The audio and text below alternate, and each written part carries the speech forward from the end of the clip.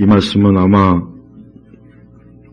말씀을 읽거나 또 이 말씀에 대한 아마 설교는 또 아마 늘 몇 번씩은 들어봤을 거예요. 자, 만물보다 거짓되고 부패한 것은 마음이니 그랬습니다. 마음이니. 여기서 마음은 뭘 얘기하는 겁니까? 이 사람의 마음을 얘기하는 거예요. 러시아 혁명 때 그 레닌과 그의 그 떨거지들이 그 당대의 그 시대의 러시아 지식인들이 뭐라고 얘기했냐면 혁명가가 되기 이전에 먼저 인간이 되라 그랬어요. 그 레닌과 그 볼셰비키 당이죠. 당시 그 러시아 공산당원이 해봐야 2만 5천 명, 그 내외란 말이에요. 근데 그 시대 러시아 지식인들이 볼 때 이 혁명을 한다고 러시아를 이제 새롭게 노동자가 농부가 이제 부자에게 억압받지 않고 새로운 러시아 어떤 뭔가 좀 이전에 황제가 집권하는 아주 부패하고 썩고 민중을 막 억압하는 그러한 잘못된 나라가 아니라 뭔가 좀 새로운 인간답게 살고 그런 걸 가지고 막 이제 공산혁명을 했죠. 근데 그 시대 제대로 볼 줄 아는 그 지식인들이 레닌을 비롯해서 그들한테 뭐라 그랬냐? 야, 니들 세상을 변화시켜야겠다고 막 지금 지랄 발광하는데 니들 인간이나 먼저 되라 그랬어요. 왜 그러냐? 조금 지나 보니까 모든 게 다 거짓말이에요. 농부들한테 땅을 나눠주니 뭐니 결국은 나중에 소련 공산당이 다 자기네 것으로 저 북한에서도 그랬어요. 북한도 마찬가지고. 그러니까 그들의 마음이 어때요? 세상을 변화시키겠다. 세상을 하지만 그들 자신이 어때요? 인간이 아닌 거예요. 쉽게 얘기하면 인간 말종들인 거예요. 우리나라 운동권들 얘들 하나같이 다 인간 말종들이에요. 이런 말하면 어떤 사람은 심하게 말한다고 생각하는데 그럼 그들이 지나왔던 그들이 그동안 길을 걸어왔던 여정을 봐요. 지들은 젊을 때 파이프 들고 경찰들 두들겨 패고 죽이고 불질러서 불태워 죽이고 미국 문화원 담장으로 뛰어 들어가서 거기서도 또 불 지르려고 깽판 치고 그런 인간들이 지금 자기들이 국회의원이 권력을 잡고 있다고 해서 정의로운 세상, 공평한 세상, 결과가 어쩌고 저쩌고 그 거지 같은 공산당은 그런 말로 얼마나 많은 사람, 그 뱀의 혓바닥으로 얼마나 많은 사람들을 휘어잡았죠.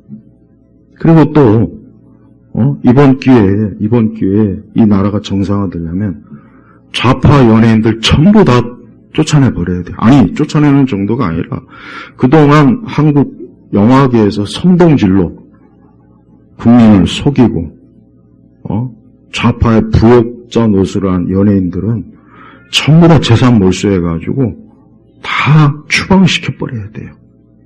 왜 그러냐? 그들이 춤추고 노래하고 그들이 드라마, 영화가 그동안 이 국민을 어때요? 눈과 귀를 가리고 마음을 어때요? 마음을 좌파들에게 다 쏠리게 한 거예요. 응? 그러니까 이번 기회에 정말 연예인들은 정말 놔두면 안 돼요. 여러분 원래 공산당의 이 선동 전략 중에 최고가 뭐냐면 이 선무대.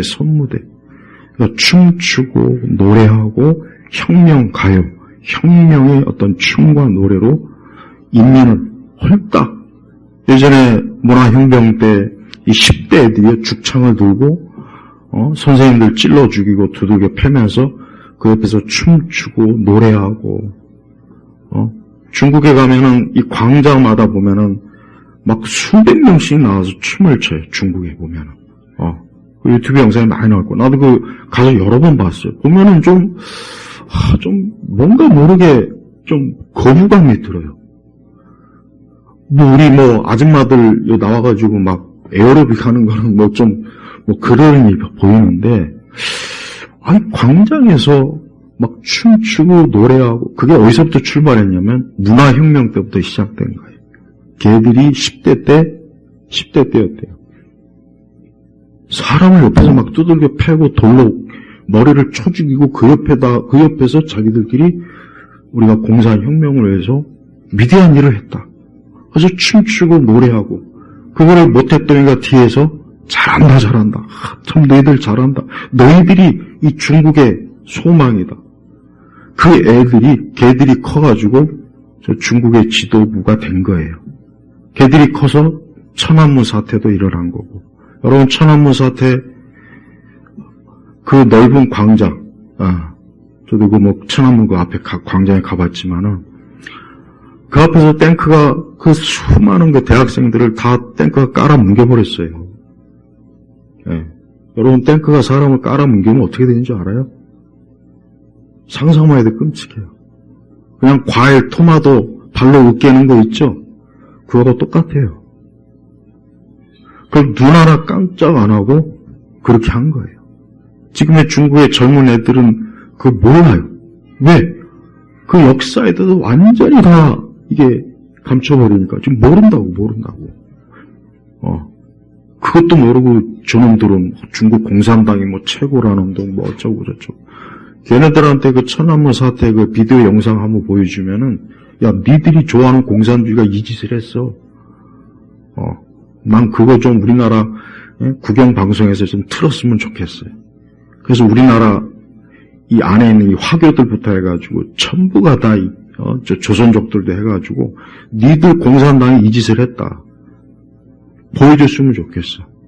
내가 대통령이라면은 난 아주 진짜 천안문 사태 때 영상 MBC, KBS, SBS 싹 틀어버릴 거야 아주 그냥 24시간 아주. 그럼 중국에서 이제 기겁하겠지, 난리 나겠지 이제. 여러분, 성경은 하나님께서는 사람에게 가장 사람에게 보는 게 뭡니까? 뭐라 했습니까? 하나님 외모를 보지 않고 그 마음의 중심을 본다 그랬죠. 하나님 사람의 마음을 보는 거예요. 그래서 성경은 사람이 죄가 어디에 영향을 미치냐? 이 마음에 영향을 미치는 거예요. 그러니까 아담이 타락했다.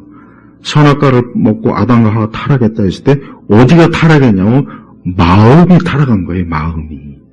그 마음이 부패하고 타락해서 그 마음이 완전히 이제 죽어버린 거예요.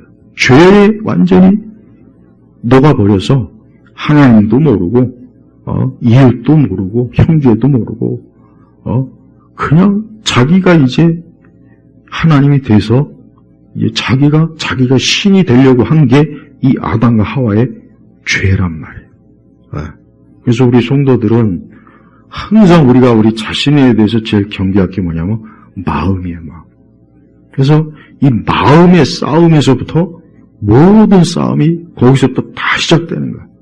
세상의 모든 전쟁, 다툼, 피해, 혁명, 학살, 개인 간의 싸움, 이 모든 게 사람의 마음에서 시작되는 마음. 그래서 오죽하면 만물보다 거짓되고 부패한 것을 하면서 만물보다 거짓되고 부패한 게 뭘까?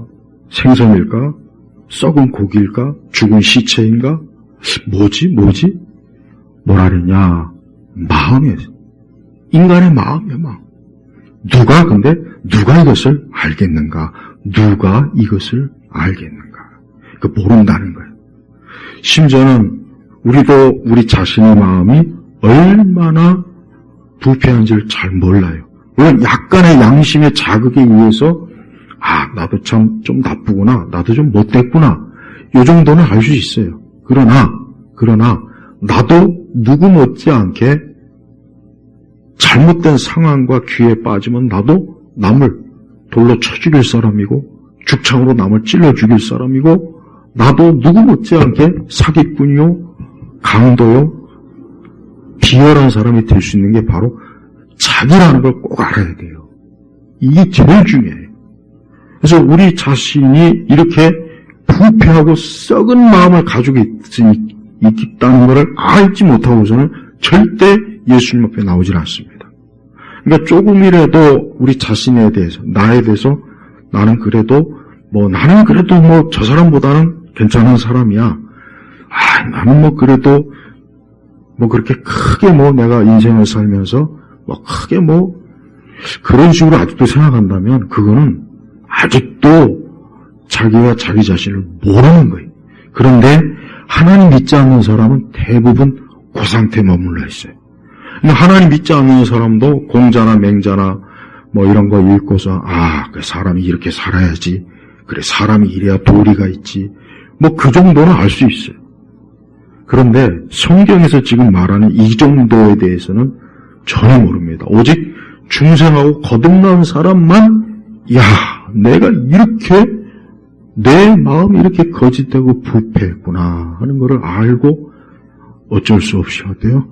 그리스도 앞에 나와서 주여 나는 죄인으로서이다. 베드로가 예수님을 만났을 때 그랬죠. 나는 죄인입니다.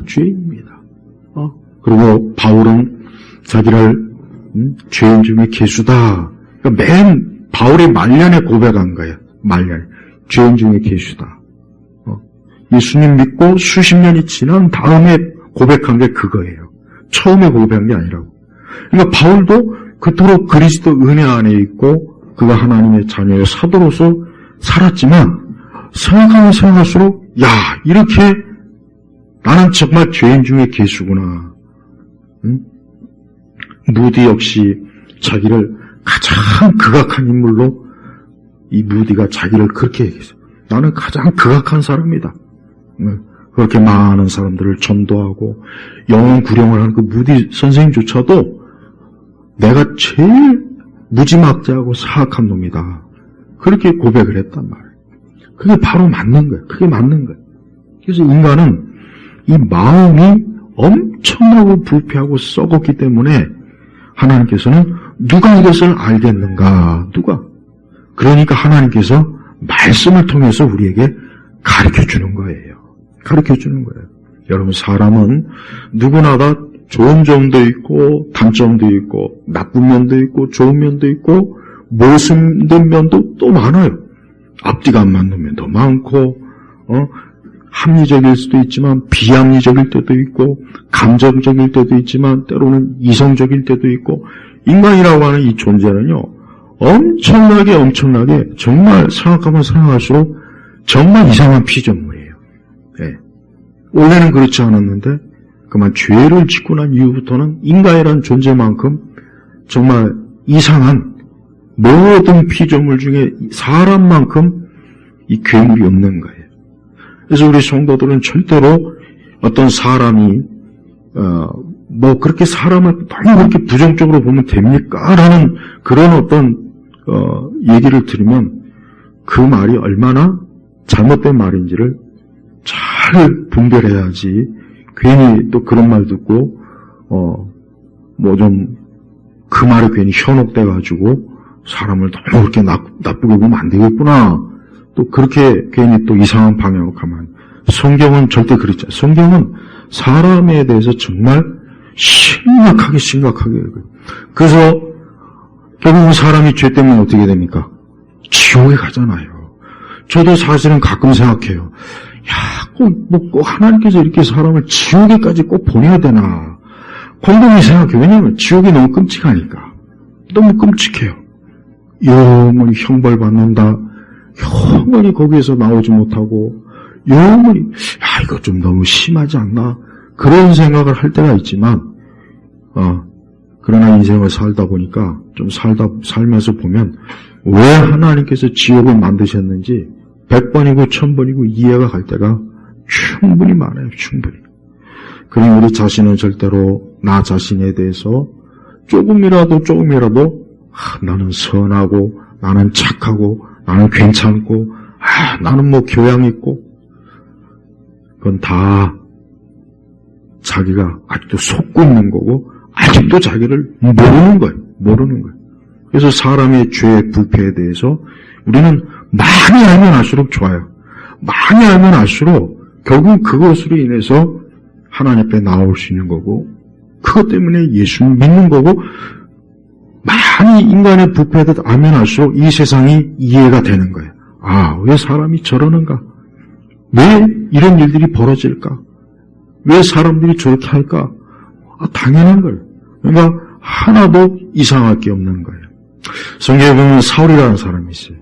여러분, 사울을 보면 사무엘상하 이제 나오겠지만은, 이 사울은 그 처음에는 참 겸손하고 자기가 왕으로 선출되었다니까 몰래 숨어가지고 그 정도로 사울은 참 하나님 앞에 처음에 그 모습을 보면은 아주 너무 참 보기 좋은 사람인데, 왕이 되고 나서 그가 권력에 취하다 보니까 이젠 뭐예요?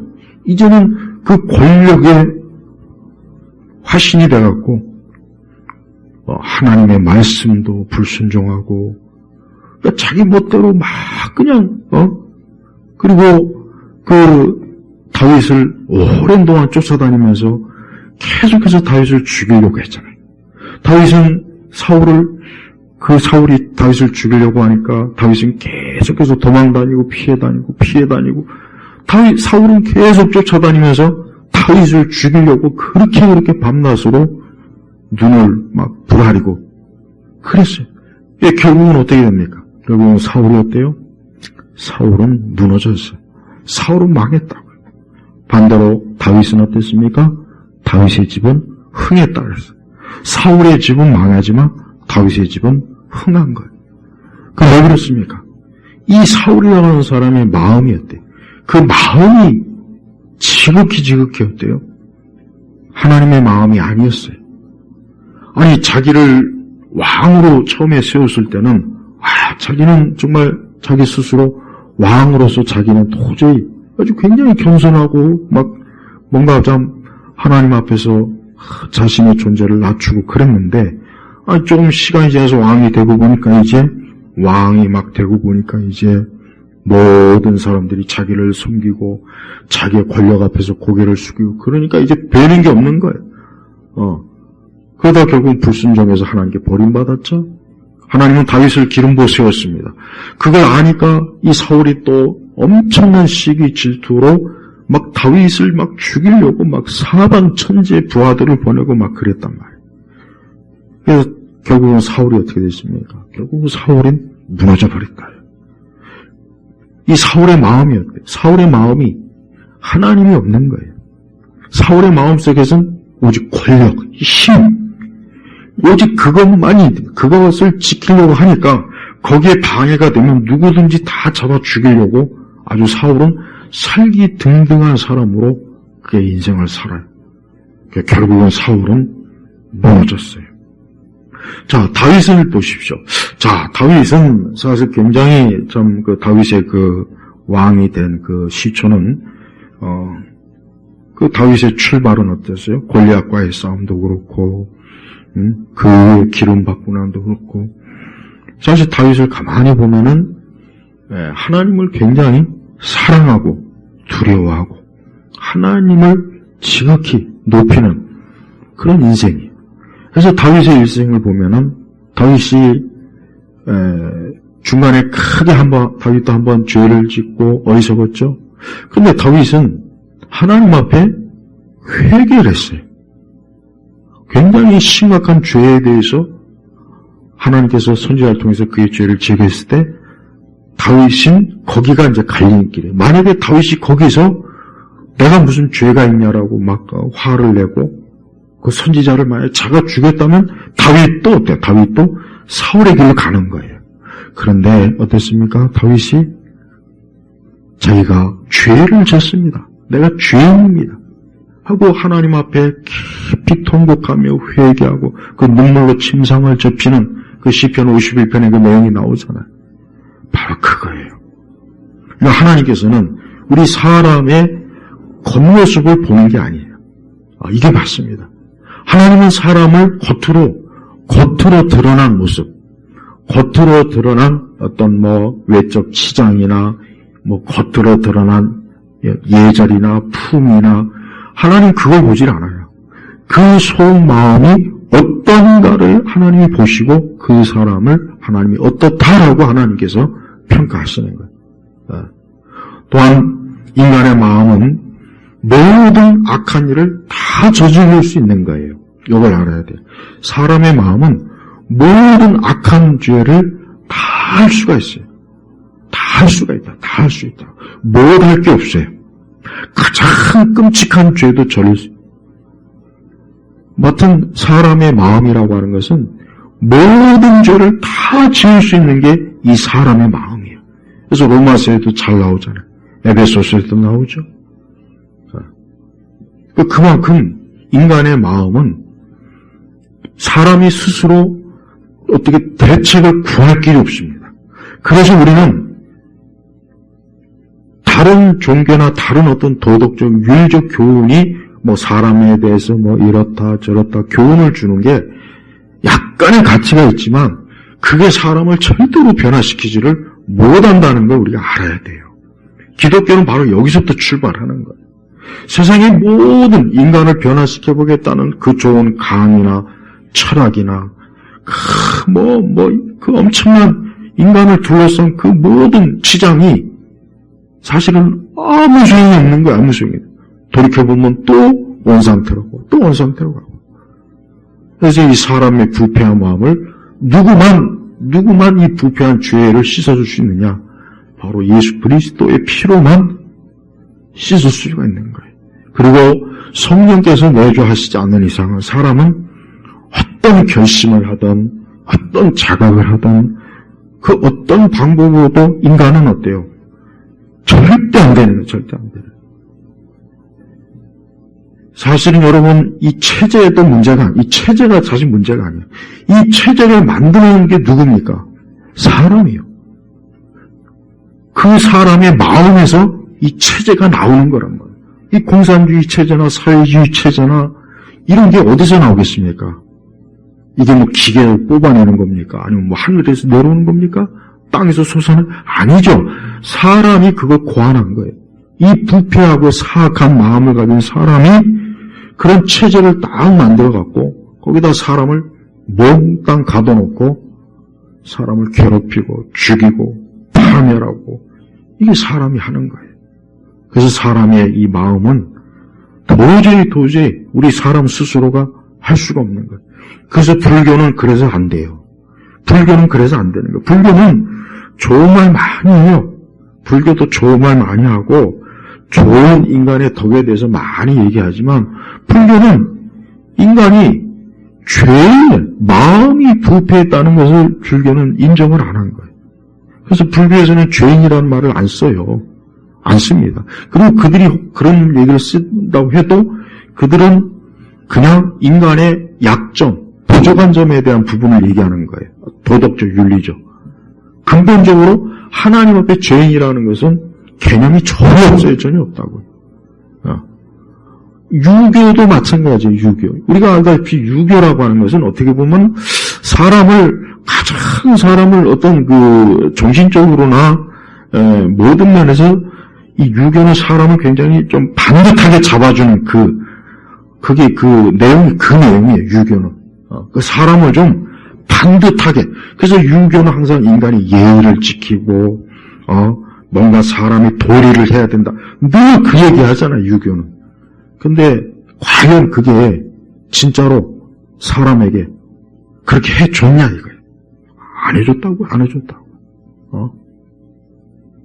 그러니까 영조가 자기 아들을 뒤주에다가 가둬놓고 죽이는 거 봐요. 그렇게 공맹이 어쩌고 저쩌고 얘 성현의 덕이 어쩌고 저쩌고 그렇게 떠드는 저 조선 왕조가 그 왕자를 뒤주에 가둬놓고 몇 날 며칠 가둬놓고 결국은 죽이잖아.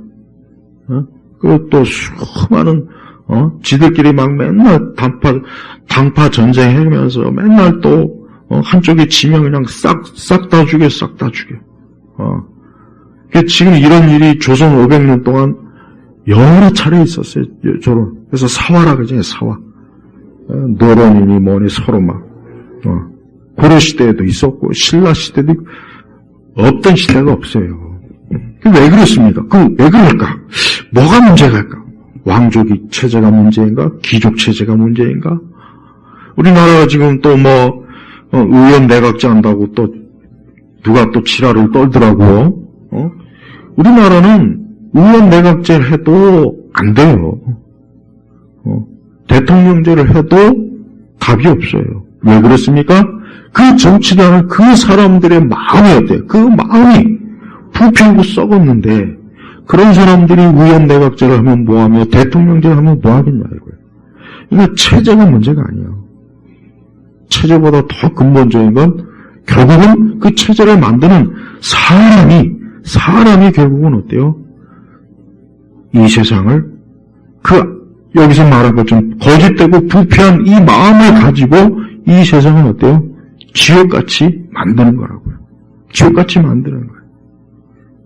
그래서 우리 성도들은 하나님께서는 우리 사람이 어떤 외적인 것을 가지고 우리를 판단하기 전에 그래서 10절에 뭐라 했습니까? 예레미야 17장 10절에 뭐라 했습니까? 거기에 나 여호와는 심장을 살피며 마음을 시험하고 그랬잖아요. 나 여호와는 심장을 살피고 유대인들은 인간의 마음이 어디 있냐 그러면 심장에 있다고 생각했어요. 옛날 유대인들은 사람의 그 마음이 어디 있느냐 그러면 심장에 있다. 심장. 전통적으로 유대인들은 그렇게 생각한다고요. 마음을 시험하고 각 사람 행시에 따라 보상한다. 그러니까 하나님께서는 인간의 마음을 어때요? 여기서 시험한다 하는 것은 그의 마음을 달아본다. 그의 마음이 어떤 마음이냐? 그의 마음이 하나님 마음인지 악한 마귀에 속한 마음인지 죄악의 마음인지를 하나님께서 어때요? 시험한다. 그러고 나서 이제 결국 거기에 따라서 그 사람의 행위와 행실이 따라오는 거예요. 그러니까 성도들은 순서를 바꾸면 안 돼요. 인간이 겉으로 드러날 행실이나 그 행동보다 그 이면에 그가 어떠한 마음을 가지고 있는가를 깊이 살펴볼 때 거기에서부터 하나님께서는 출발한다는 걸 잘 알아야 됩니다. 바로 성경은 우리에게 이와 같은 것이 말씀을 통해서 우리가 사람이었대요. 사람이 근본적으로 그 마음을 하나님께서는 항상 어때요? 마음을 하나님께 드리고 그 마음이 하나님 말씀으로 채워지는 거예요. 그래서 부패하고 타락한 마음을 정화시키는 것은 다른 게 없습니다. 첫째는 그리스도의 십자가의 피예요. 우리가 예수님의 피 할 때 우리는 어떤 예수님의 물리적 피만을 혹 생각할 수는 있어요. 그러나 그것도 물론 중요하긴 하지만 중요한 것은 하나님께서 영적으로 그리스도의 피로 우리의 마음의 이 본성의 죄, 우리 죄를 씻어주시는 거예요. 피로써 씻는 거예요. 피로써 씻는다는 것은 우리 죄를 예수님의 무죄함, 의로우신 그분의 의로 우리의 마음과 우리의 생각을 어때요? 깨끗하게 정화시켜주는 거예요. 그것이 가장 먼저예요. 그것이 있지 않고서는 사람은 뭘 해도 어때요? 어떤 식으로 해도 결국은 또 원상태로 또 돌아가고 원상태로 또 돌아가고 원상태로 또 돌아가요.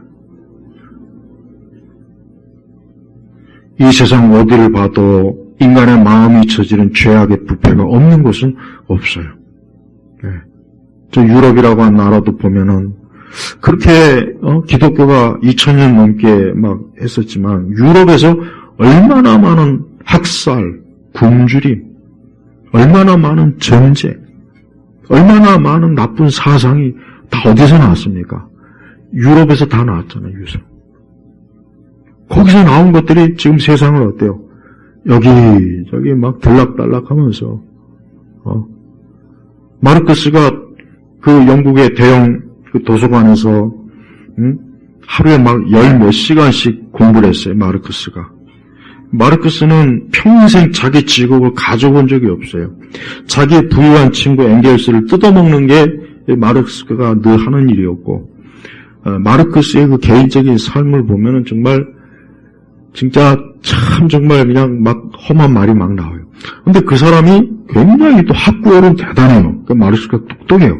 청소년 시절부터 이 철학이나 굉장히 머리가 비상하기 때문에 그래서 그가 나중에 독일에서 쫓겨나가지고 추방돼서 영국으로 가가지고 뭐 뚜렷한 직업을 갖질 않아요.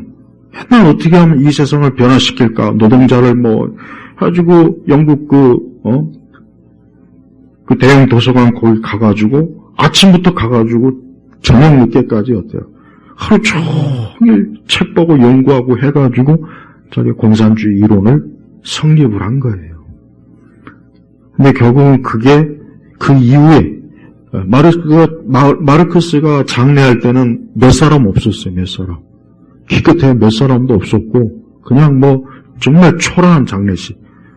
그러다가 50년 뒤 되니까 이제 수많은 마르크스의 추종자들이 막 산더미같이 여기저기 있는 거예요. 황장엽 선생이 그가 이제 황장엽 선생이 아직 우리 이쪽 남쪽으로 넘어오기 전에 세계 공산당 대회 초청을 받아서 영국에 갔어요. 그래서 그분이 제일 영국에 가서 가장 먼저 찾은 게 뭔지 압니까? 마르크스의 묘지 갔습니다. 묘지 가가지고 뭐라 그랬냐면 그 비서가 나중에 한 말이에요. 마르크스 선생, 당신이 말한 세상이 어디에 있습니까? 황장엽 선생이 그 얘기를 했다고요. 당신이 말한 세상이 도대체 어디에 있느냐, 어디에 있느냐. 그 옆에 있는 비서가 그 얘기를 듣고 굉장히 놀랐어요. 주최사장을 만들고 그러니까 황장엽 그분이 왜 여기로 넘어왔겠습니까? 자기도 수십 년 동안 마르크스니 뭐니 또 나중에 변형된 주체 철학이니 해봤지만 아무것도 되는 게 없는 거예요. 오히려 인민만 더 고달프고 김일성 저쪽만 우상화되고 그러니까 그 양반이 그 마르크스 묘에 가가지고 런던 하이게이트 묘에 가가지고 그 앞에서 당신이 말한 세상이 어디 있냐 그 앞에서 한숨을 쉬면서 그 무덤에다가 물은 거예요. 그러니까 보세요. 그 마르크스가 그렇게 그냥 아침부터 저녁까지 그 대형 도서관에서 공부하고 책을 읽고 뭔가 자기가 바라는 세상을 만들어보자 했지만 그가 만든 세상이 어떤 세상이 됐습니까? 지금 우리나라도 이렇게 남과 북이 갈라지고 수천만 1억이 더 넘는 사람이 이 공산주의 때문에 죽었단 말이에요. 1억이 더 넘는 사람이. 예. 그럼 그게 어디서 나왔겠습니까? 마르크스의 마음에서 나왔죠. 그 마음에서 나온 거예요. 그 청소년 시기까지는 기독교에 굉장히 자기 나름대로 심취한 사람인데 마르크스가 지은 그 신앙시를 보면은 굉장히 참 잘 썼어요. 그러다가 나중에 그가 어떤 영향을 받았는지 마귀를 찬양하고 마귀를 숭배하는 그런 시와 문학을 마구대비로 한 거예요. 봐요. 그 마음에 하나님의 진리의 말씀, 생명, 그리스도가 있어야 되는데 그리스도가 없이 그 속에 잘못된 해겔 철학이니 다윈 진화로 해겔 철학과 다윈의 진화론이 가장 영향을 많이 줬어요. 그게 들어와서 그의 마음속에 자리 잡으니까 그 마음에서 나온 그 지식과 모든 것들이 세상을 어떻게 했습니까? 서로 사랑하고 주님 말씀처럼 내 이웃을 내 몸과 같이 사랑하고 세상을 좋게 만들고 서로 싸우지 않고 그런 세상을 만든 게 아니라 오히려 이게 서로 잡아 죽이는 세상을 만드는 거예요. 서로 잡아 죽이는 세상을 만드는 거예요. 이래서 여러분 인간의 마음은 엄청나게 중요한 영역이에요. 그래서 마귀는 지금도 이 사람의 마음을 빼앗으려고 해요. 여러분 절대 마귀가 절대 가만히 놀고 먹지 않습니다. 마귀가 아무 일도 안 하는 것 같죠? 아닙니다. 마귀는 지금도 사람의 마음을 빼앗고 그 사람의 마음을 차지해서 그 사람의 마음 속에서 자기가 주인 노릇하려고 하고 지금도 계속 지금도 다양한 방법 좀더 시도하고 있어요. 그래서 우리도 자신도 알잖아요. 우리의 마음에서부터 막 하루 종일 막 이런 마음도 들고 저런 마음도 들고 미움도 있고 증오도 있고 막 마음이 또 갑자기 근심과 염려도 들어오고 막 우리 자신이 너무 이건 설명할 필요가 없어요. 우리 자신의 마음도 보면은 막 심지어 우리가 하나님 믿는 사람조차도 우리의 마음이 어때요? 전쟁터잖아요. 우리의 마음이 전쟁터라고요. 이 마음에 막 어둠이 있고 괜히 미움이 있고 다툼이 있고 불만족이 있고 불평이 있고 공연히 마음이 괜히 그 고슴도치 알죠? 고슴도치처럼 그냥 가시가 막 확 돋아가지고 누구 한 사람 좀 찔러 죽일까 오늘은 막 마음이 이렇다며 마음이. 그래서 여러분 성도들이 오히려 더 조심해야 돼요. 오히려 예수 믿는 사람들이 훨씬 더 조심해야 됩니다. 왜? 우리 예수 믿는 사람이야말로 오직 우리가 성령 안에 있지만 그래서 이 성경에는 우리를 성령께서 뭐라 합니까? 성령을 근심케 하지 말라 그랬잖아요. 성령을 근심케 하지 말고 뭐라 했습니까? 성령 충만해라. 해보셨어요? 성령 충만하라. 성령 충만. 그 말씀이 그냥 하신 말씀이 아니에요. 정말 우리가 매일매일 성령으로 충만하지 않으면 우리의 마음, 그리스도인의 마음조차도 어때요? 이게 이 세상에서 이 마귀가 이 세상이 우리 성도들을 가만 놔두질 않아요. 마음을 빼앗고 마음을 차지해서 어떻게 하든지 우리로 하여금 시험에 걸려 넘어지고 육적인 방식으로 쓰러지고 막 뭔가 육적으로 막 살도록 막 미혹하고 유혹하고 마음을 정복하고 선점해서 우리를 넘어뜨리려고 하는 게 이 사단의 방식이라고요. 그 사단의 모든 작업은 100% 다 거의 마음의 영역이에요. 거의 한 90%. 나머지 한 10%는 우리 육체고 90%는 마음입니다. 마음. 네.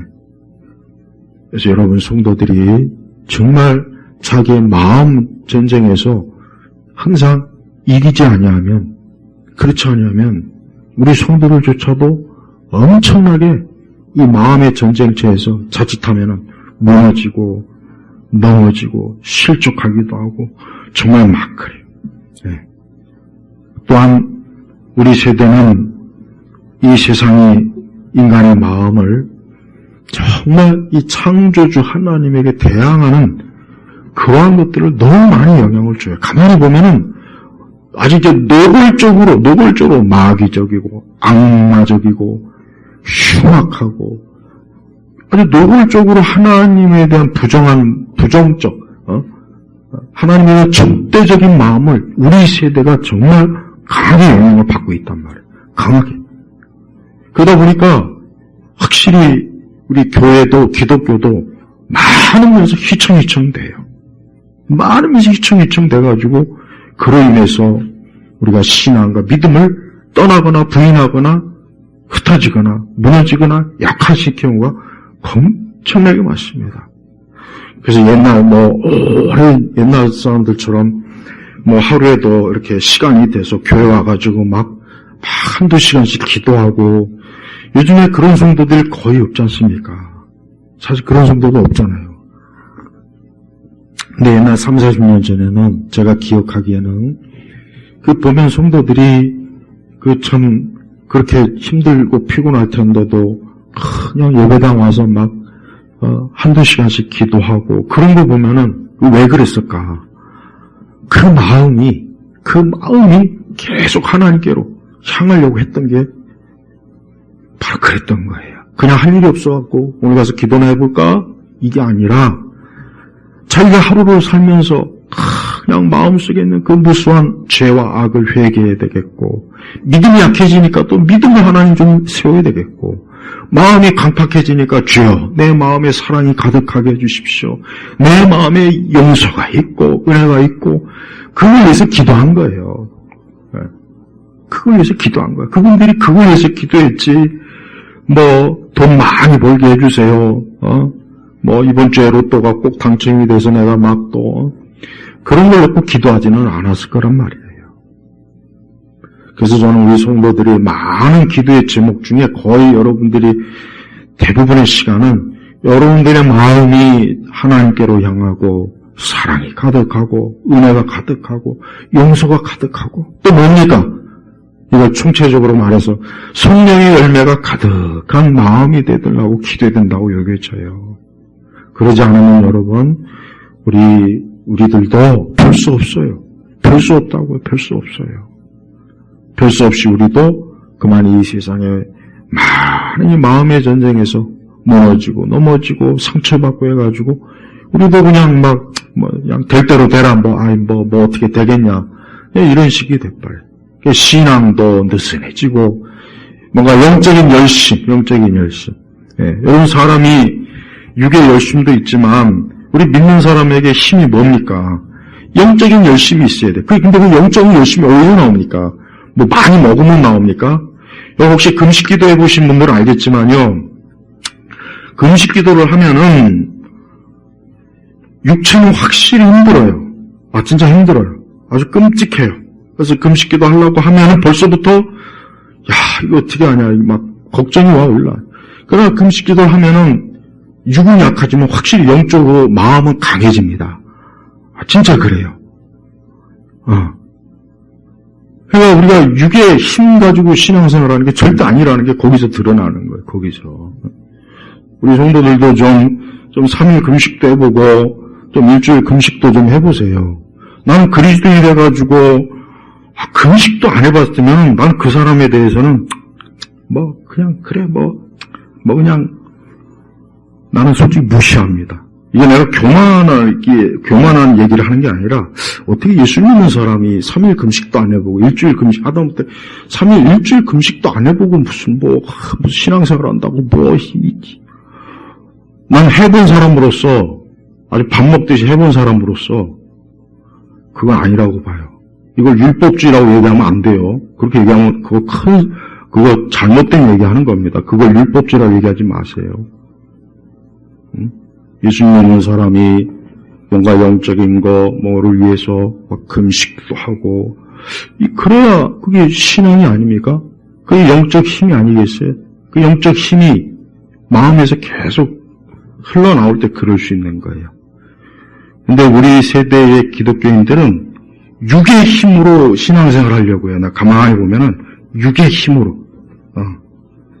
그래서 별로 기도도 안 하고 금식은 아예 그냥 꿈도 안 꿔야 금식은 아예. 아예 안 해 아예 그냥. 안 됐지만 그거는 무화과 나무와 똑같은 거예요. 예수님이 책망하신 열매 없는 무화과. 입은 무성해요. 겉으로 기독교가 어쩌니 저쩌니 말을 근데 열매가 없네. 그러니까 우리가 영적인 그런 힘, 기도, 금식, 철야 이런 것들을 무시하면 절대 안 됩니다. 이걸 무시한다는 그거는 그러니까 우리 한국에서 이 개혁주의 떨거지들, 이 개혁주의 위선자들은 입만 살아서 입만. 이것들은 맨날 입만 열면 칼빈이 어쩌고, 종교개혁이 어쩌고, 의행이 어쩌고. 금식도 안 하고, 철야도 안 하고, 뭣도 안 하는 인간들이, 입만 열면 종교개혁 시대 칼빈이 어쩌니 저쩌니. 그러니까 개혁주의가 안 되는 거야. 그러니까 개혁주의가 위선자들이 잔뜩 모였고, 지들끼리 우리는 참 신앙을 가진, 웃기고 있네. 네? 그게 아닙니다. 그건 가짜예요, 가짜. 진정한 개혁주의는 하나님을 향해서 정말 자기의 몸과 마음이 메마르고 목말라 하고 육신이 쇠퇴해도 영은 힘이 생기고 그 마음이 계속해서 하나님을 향해서 그게 진정한 개혁주의란 말이에요. 입만 살아갖고 개혁주의. 내가 그래서 개혁주의 안 한다 그랬잖아요, 내가 개인적으로. 난 개혁주의 안 해요. 난 개혁주의 같은 건 아예 나는 관심도 없어요. 우리 교회를 개혁주의라고 어디가 얘기도 하지 마세요. 난 개혁주의 싫어요. 우리나라에서 하는 저런 개혁주의는. 위선자들의 집단이 모인 것들. 율법주의자들. 그러면서 무슨 그리스도를 사랑한다고 맨날 그리스도 중심적 회개가 어쩌고 저쩌고 죄 죽음이 어쩌고 저쩌고 하여튼 말은 청산유수처럼 어디서 보고 들은 건 있어갖고 왜 근데 그 사람들이 금식기도는 그렇게 안 할까요? 난 우리나라 개혁주의가 금식기도 한다는데 나 들어본 적이 없어 내가. 3일 금식도 못하고 일주일 금식도 안 했으면서 무슨 뭐 기독교가 어쩌고 저쩌고. 난 해본 사람으로서 제가 이런 얘기를 하는 거예요 내가. 네.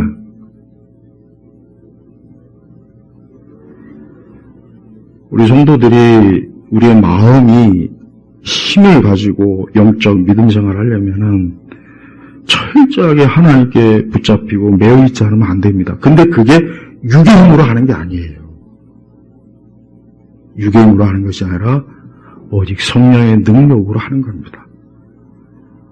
여러분, 인간의 마음은 하나님의 영에 성령에 사로잡히기 전까지는 그가 아무리 좋은 지식이 있고 좋은 이론이 있고 체계가 있어도 그냥 말짱 도루, 말짱 꽝이에요. 꽝. 아무것도 없어요. 이래서 이 성령에 충만한 게 구약시대 이사야 선지자나 예레미야 선지자 보시오. 다 주의 영이 충만했지 않습니까? 사도 바울도 그랬죠. 우리 예수님도 그 성령의 충만함을 입고 예수님도 사역하셨죠. 예, 제가 말하는 건 오순절식의 성령이 아닙니다. 이거는 또 제가 꼭 얘기해요. 난 오순절식의 성령은 절대 받아들이지 않아요. 그러나 우리가 그들보다 금식기도도 안 하고 철야도 안 하고 기도도 덜 한다면 오순절주의자한테 손가락질 절대 하지 마세요. 그 손가락 분질러 잘못하면 괜히 부러지니까 조심해요. 조심.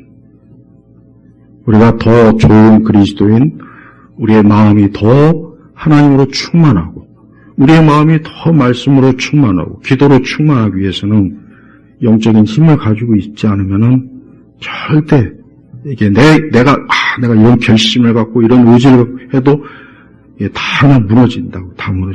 예. 우리 세대는 이 마음의 싸움입니다. 겉으로 볼 때는 뭐 이념이나 체제나 그런 철학 같지만 더 깊이 한 단계 더 깊이는 마음의 싸움이에요. 그리스도의 마음을 가진 자들과 그리스도의 마음이 없는 자들과의 싸움이 이 세상의 싸움이란 말이에요. 그러니까 우리가 육신의 강함이 아니라 우리의 마음이 영적으로 든든하고 강해져야만 하나님 옆에 우리가 설 수가 있는 게 분명합니다. 근데 우리가 이 부분이 사실 많이 부족하죠. 저도 많이 부족합니다. 그러니까 우리가 사도 바울이 자기를 쳐서 복종하잖아요. 바울도 그래. 아니 그 3층전까지 갔다 온 바울이 뭐가 부족해가지고 그렇게 막 신앙에 분투를 하는 게 바울 서신에 많이 나오지 않습니까? 하물며 우리는 어떻게 되겠습니까? 우리 예수님 하나님께서 인간의 마음이 이렇게 부패하고 타락했다. 그러니까 절대 그 마음이 절대 세상에서 빼앗기지도 안 되고 그 마음을 다른 것으로 채우지도 말고 오직 그리스도의 말씀으로 채우고 무엇보다도 성령이 충만할 때 우리 성도들은 진짜 그 사람이 강한 사람이 되는 거예요. 그 사람이 진짜 정말 정상적인 그리스도인이에요. 그러지 않으면은 겉모습을 아무리 세련되게 하고 아무리 예쁘게 꾸미고 아무리 해도 아무것도 아닌 거예요. 허수아비라니까 그냥 허수아비. 네. 우리 성도들이 오늘 말씀을 잘 새겨서 이게 바로 내 마음에 대한 하나님의 말씀이구나. 그러니 내가 매일매일 성령 안에서 내가 진짜 충만하게 살지 않으면 안 되는구나. 이래서 안 되는구나. 이 대한민국에 있는 많은 사람들이 성령 충만하면 어디 빨갱이가 어디 있겠으며 좌파가 어디 있겠으며 불법이 어디 있겠으며 이 세상 국회가 저렇게 그런 일이 없잖아요. 그러지 않겠습니까? 예, 이게 마음의 문제란 말이에요. 좀 우리 예외교회 성도들이 제가 오전에도 얘기했지만 그래요. 이 시대가 뭐 이렇게 왔으니까 그래. 이런 시대를 어떻게 하면 하나님의 뜻 가운데 온전하게 살 수 있을까 하고 지혜와 명철을 하나님께 구해야 되고 그 지혜와 명철이 어디에서? 지혜롭고 명철한 마음에서부터 나오는 거예요. 저는 우리 성도들이 오늘도 이 마음, 여러분들의 그 마음을 정말 잘 살피셔서 오늘 주의하신 말씀이 정말 내가 하나님 앞에서 어떠한 마음으로 사는 그리스도인이 될까? 한번 그런 생각을 많이 좀 하시기를 바랍니다. 기도하겠습니다. 하나님 아버지 감사합니다. 주여, 오늘 정말 이 말씀처럼 만물보다 거짓되고 부패한 것은 바로 이 마음이라고 했는데, 주여, 이 시간도 그리스도의 피로 우리의 마음을 씻어주시고 이 생명의 말씀으로 마음의 양식을 삼게 하시고 날마다 성령 충만한 그런 성도, 믿는 자가 되도록 이 시간 이후에 저희를 더욱더 주께서 굳건하게 일으켜 세워주옵소서. 예수 그리스도의 이름으로 기도 올렸습니다. 아멘.